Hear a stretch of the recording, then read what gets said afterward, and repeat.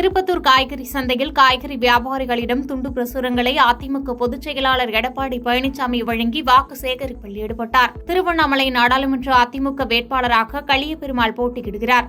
அவரை ஆதரித்து திருப்பத்தூர் சக்தி நகர் பகுதியில் காய்கறி வியாபாரிகளிடம் தங்களது குறைகளை கேட்டறிந்தார் எடப்பாடி பழனிசாமி.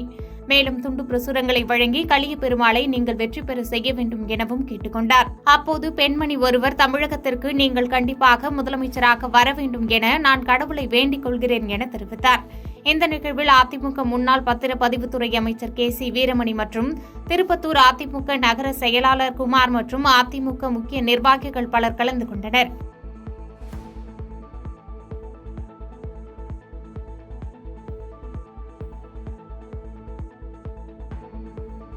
பாதகம் செய்பவரை கண்டால் நாம் பயங்கொள்ளலாகாது பாப்பா.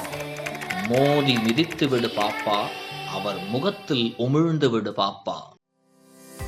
அண்மை செய்திகளை உடனுக்குடன் தெரிந்து கொள்ள இணைந்திருங்கள் இயம்நாடு தொலைக்காட்சியுடன்.